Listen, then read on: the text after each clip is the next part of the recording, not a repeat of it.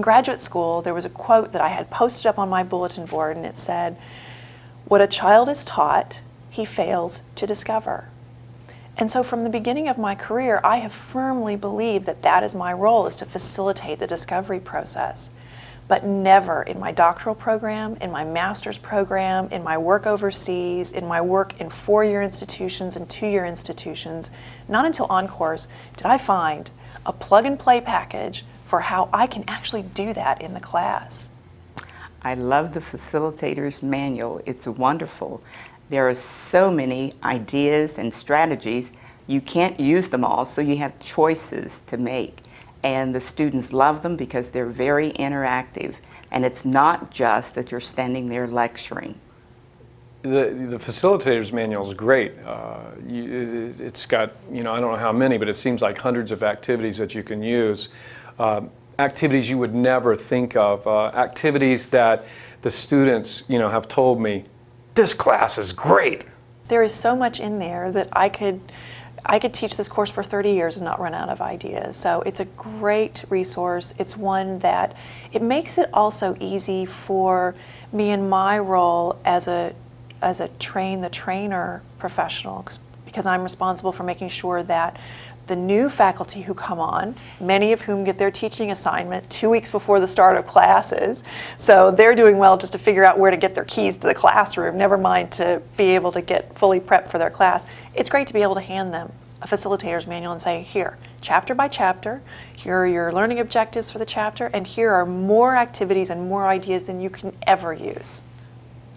I frequently use the online resources, and better than that, I do my best to connect my students to those resources. I want the website to be something that they go to for a resource when I'm not there or in the future, and to kind of have a source of empowerment for themselves. I'm very appreciative of Skip's online assessment tools. 2 in particular I make significant use of. Number 1 is the self-assessment tool that I use as a pre and a post test.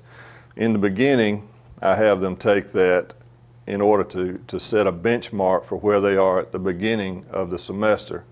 And then I have them take it again at the end for them to see the difference in their level of self-confidence, self-esteem, and their abilities to handle the university environment.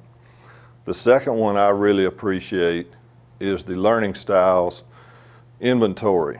They really enjoy learning what kind of learning styles they prefer.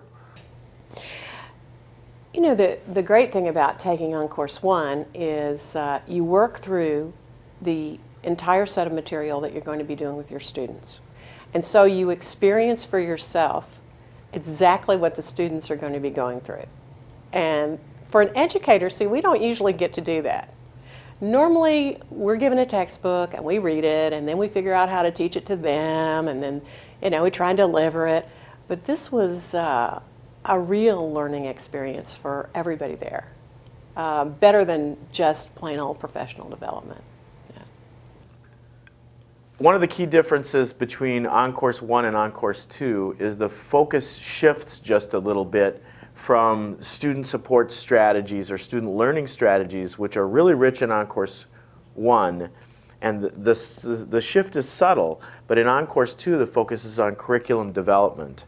And you look at learning styles and use a rubric for learning styles to begin to think about how to create a balanced learning experience that's rich for all the learning styles of students that might be in your classroom, instead of just one learning style, which is most likely the one that you're most comfortable with as a teacher.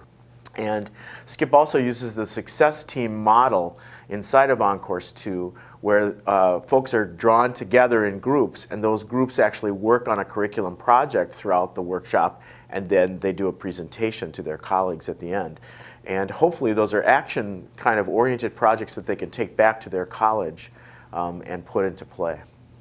In the future, I'd love to bring Skip to the campus and have him work with the faculty, because here we are within our own group in the Division of Academic Development doing OnCourse, but we need to move it out now and go within the faculty, because those are the people that really need to be engaged and look at their teaching methodology and look at new ways to approach the students of today.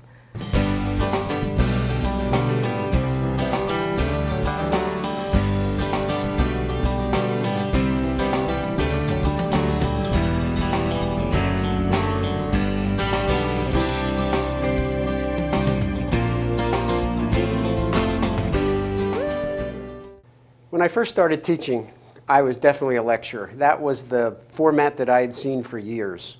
I had a vague feeling, a kind of a fuzzy feeling that there had to be something better than that. And I had an experience early on in my career with a colleague of mine, a phys ed instructor, who said something that really didn't click at the time, but it stuck with me. But he said, the most important day in my teaching career was the day I realized I can't do my students push-ups for them. And as I think about that, it's kind of a funny image. You've got this phys ed instructor out in front of a group of students doing push-ups like crazy. And that's funny, except I realized that's kind of what I was doing in my English classes. I was up front doing all the work. The students were in the back. On my best days, they were taking notes. And on my worst days, they were just sitting there staring at me with glazed eyes. We now know from brain research that the teacher doing all the work is not the best way to create learning for students.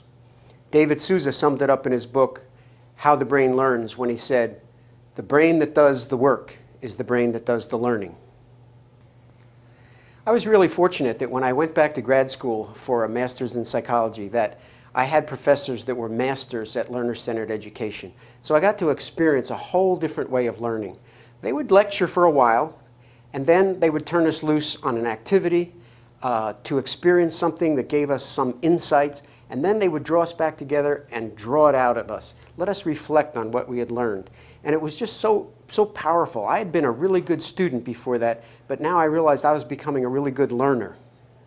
When I did my first professional development workshop, I realized how profoundly influenced I'd been by my graduate school experience. What I really wanted to do with the professors I was working with, and these were student success teachers at my college, was to give them an experience, much like I had had, which was learner-centered, engaging, involving, and was quite different from just listening to somebody lecture. The great thing that happened, and I didn't expect it to happen, is that it wasn't long before everyone started talking about how they could use or adapt these ideas for all the other classes they were teaching, whether they were teaching history or English or math or science. And so pretty soon we were not just talking about student success, we were not just talking about how we could help students be more successful in college, we were talking about how we could help students be better learners.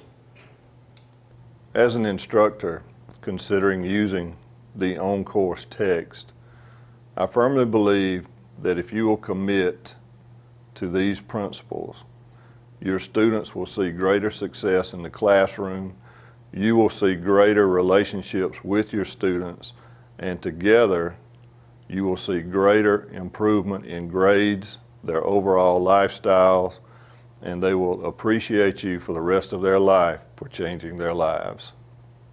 It will teach you strategies on how to empower students in the classroom.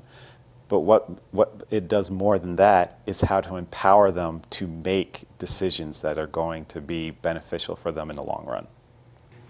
The first On-Course One workshop I took in 2003, and I walked away very much changed. And in fact, when I came back to the campus, I had to really watch myself that I wouldn't sound like I had gone through some kind of religious transition in my life, transformation.